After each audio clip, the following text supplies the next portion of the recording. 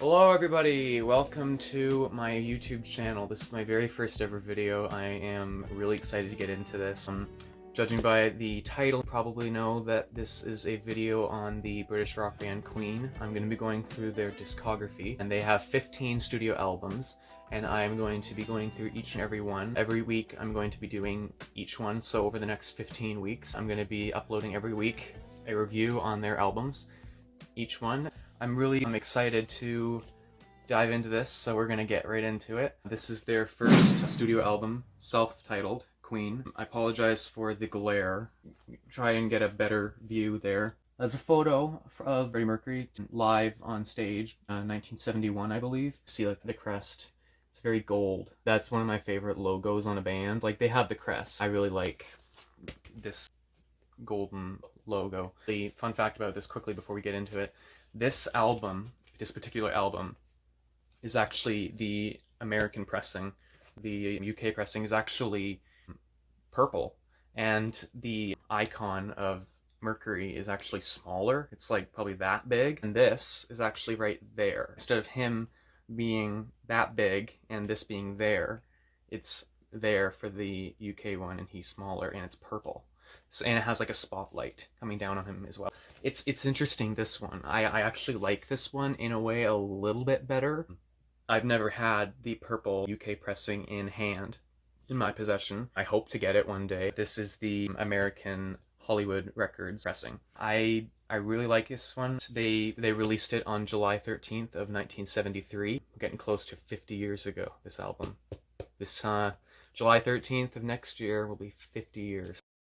It's crazy how long they've lasted. They have really come a long way. People, know them for Bohemian Rhapsody and Another One Bites the Dust and Radio Gaga and the Flash theme. But like, if you think about it, they are way more than just those songs.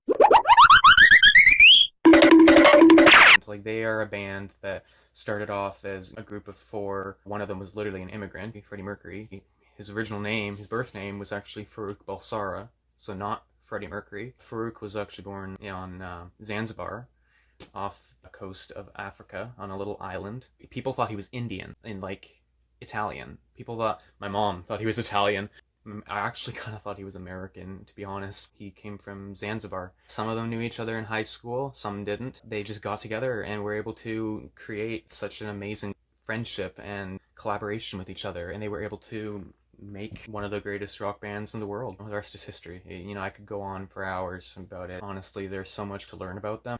I've read up on other bands. I mean this in the nicest way, including the Beatles. And some people I know will not like me to say this, but honestly, in my opinion, I just think that it's something about Queen. It's raw authenticity. It's very original. It's fresh. No one had ever done it. Some people say they were comparing themselves to Led Zeppelin, but I think that they used some of the progressive rock that Zeppelin used, not necessarily everything. And they inspired many bands that to this day probably would not be a group or even exist if they weren't their inspirations. Getting back to the album, this is the first studio album by Queen, and it was recorded at Trident Studios and Delane Lea Music Center in London. The recording sessions were normally in the mornings because they had no money, and the band tried to get an agreement with Trident, but unfortunately, since so many groups, I believe even David Bowie was one of them, many musicians and groups were using the studios during the day because they were paying to use them. Queen was not necessarily under a good contract at the time.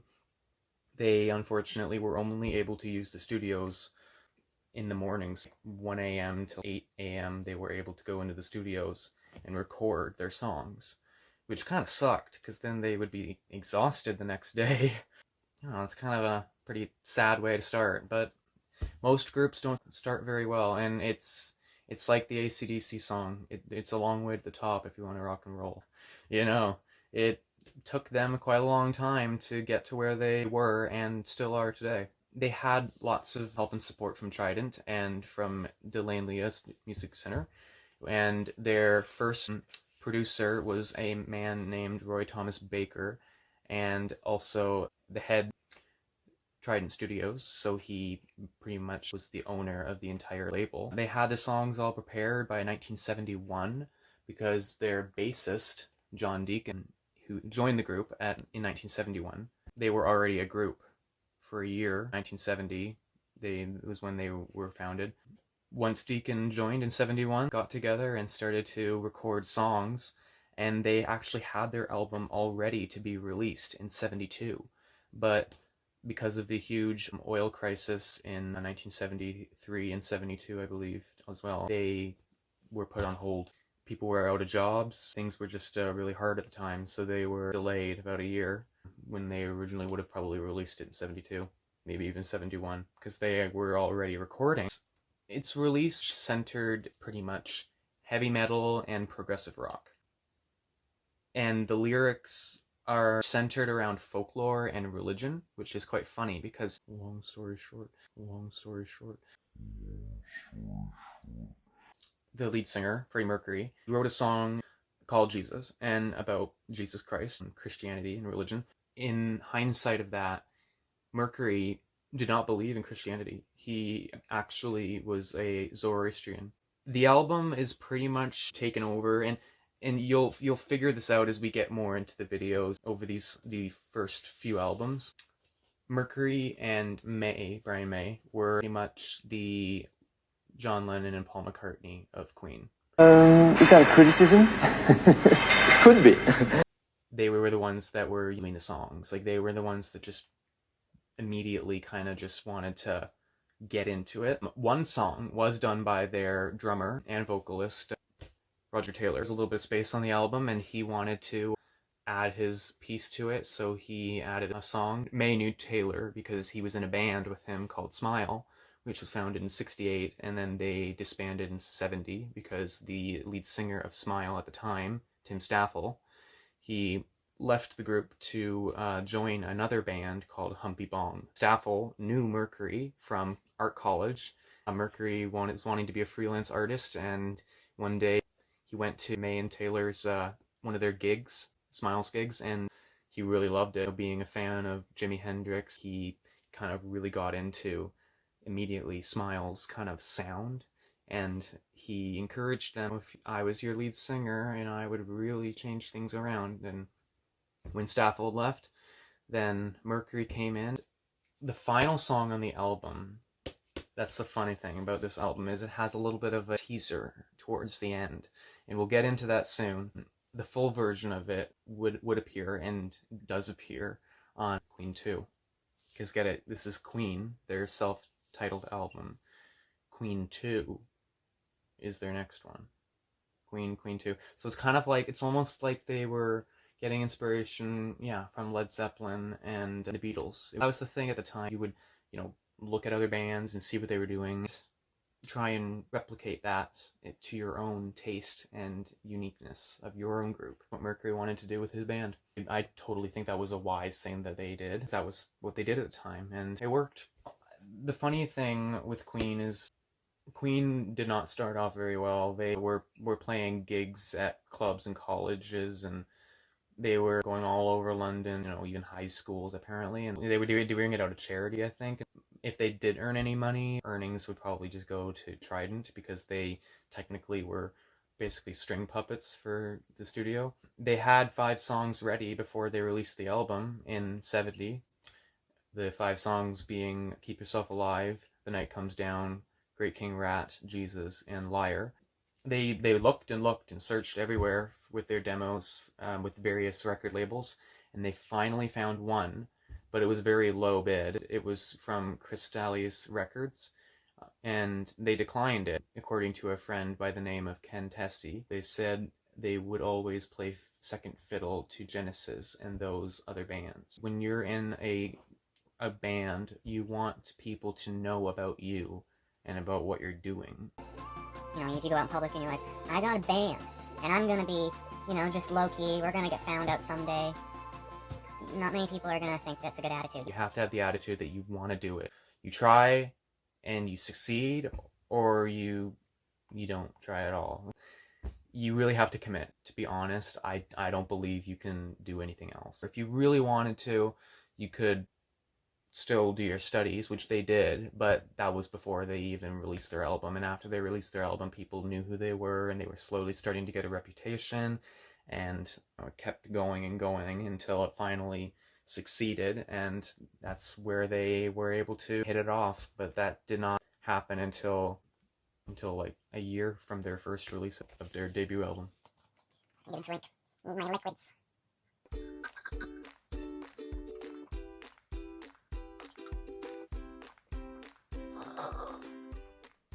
ASMR. So, as you guys saw, this is the album, the cover. There's Freddie, the logo. I love that logo. I don't know if other people would agree, but that's just like wow. That's good. And I really love the back of the album. This is a photo collage, live photographs, and I will go up close here for people to see. So there is Roger Taylor, if I can, my finger is in the right spot. Yeah, right there. Roger Taylor, the drummer. He right there is in a live shot. That's Freddie. And then there's Brian May. And a lot of these photos were taken like in 1970 or 71. But yeah, like most of these were taken, you know, in the early days. That's John Deacon, the bassist, and he was born in 51, so this was 73, so he would have only been like 22 years old. He was a young guy. And I love how they add that. Queen of Spades, that's cool.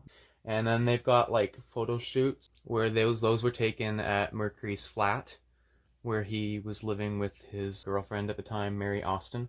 Him and her were really close. You can see right there the Queen crest Mercury drew in college. That is the crest that Mercury drew. It's based on the zodiac signs, so I believe the two lions are Leo, and then there's the crab for Cancer, and then the two fairies. But the fairies represent Mercury, and then the crab is May, and then Deacon and Taylor are the lions. I always thought that Mercury would have been one of the lions, but that's just my opinion. You can see that's a nice picture of Mercury there.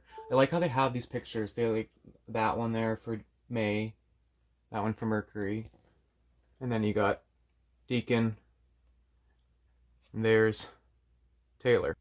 So, vocals. And then got the really nice logo there. And then get up close. And then, yeah, you can see that this is the Hollywood Records label pressing.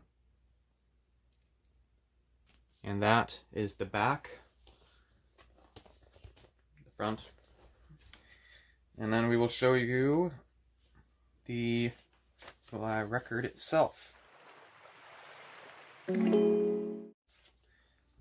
This is a really nice, it's almost like a salmon-y kind of color. That's the record label. So you can see here, yeah, we got the Queen logo. And then we got the side one. Produced by John Anthony and Roy Thomas Baker. So that is side one.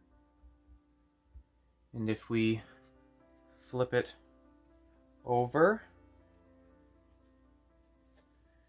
we got side two. And many people have said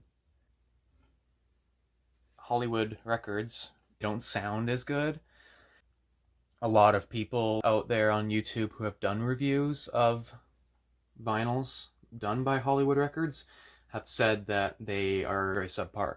I'd sort of agree. I've heard the Virgin EMI label pressings, and they are very, very, very good. One album has a lot of staticky kind of sound. Like it sounds retro. It has that kind of like sound to it. Whereas the EMI Virgin label is just very remastered. Someone's gone in there and just kind of tweaked it too much. It sounds like an original pressing from the 70s, which I kind of like, because if you're going to get an album that is a debut album, you want to get one that sounds like the original pressing. Back in the day, when you would buy a record label or a record, you would have it and it would sound raw, fuzzy, kind of like when you put the needle down, make those popping noises. I don't always hear that when I listen to Virgin EMI label records, especially Queen ones. I've heard the debut Queen album, and it does not sound the same. I prefer this one because it sounds original. I would definitely say that it's not the best album. For a first album, you hit the nail on the head with that. They really did a good job. Some people would just say, skip it, just go on to Queen 2. Start with Queen. Start with the first one. If you listen to any Queen songs, I've heard of the band, but I've never heard this album, give it a try. It's under 40 minutes long. That may seem like a lifetime to some people. When I first heard this album, it was an amazing experience. It really was. You listen to different bands, like I said, I love the Carpenters and ABBA, as well as Queen. I've listened to many of their albums, and they are great. They are really, really good. But going back to what I said about Queen, it's something about their music. It's hard to explain. You actually need to listen to it for yourself. I really can't explain it. I was never very fascinated with their music until after the film. Like, there are bands to this day that I've never heard of, and I'm sure in 20 or 30 years from now, I'm gonna hear them and I'm gonna think, wow, where was I in 2022? I recommend this album to anybody who is interested in Queen. Then you can see for yourself why everything I'm saying is more or less true, maybe, to yourself. That's pretty much it. It's on YouTube. Just look up Queen self-debut titled album, 1973. It's on there. 38 minutes long, I think. It's worth it. In fact, I might listen to it right now. Let me know in the comments section what your favorite song is if you choose to listen to the album. Because right now, out of all these songs, it has always been and always will be, out of these ones, Liar. It is, without doubt, probably one of the best songs for a debut album that I've ever heard. Queen's self-debut album, this song, Liar, everything fits, and it's like a jigsaw puzzle. Everything comes together, and I really, really think that if you're going to listen to any of these songs on this album, I would start off with Liar. But if you're going to listen to the whole album, don't start halfway. Start at the side one. I hope you guys enjoyed this video. I look forward to doing the next video. I'll be posting it probably in a couple days, if not definitely by this time next week. Subscribe, like the video, and I will see you guys all in the next video.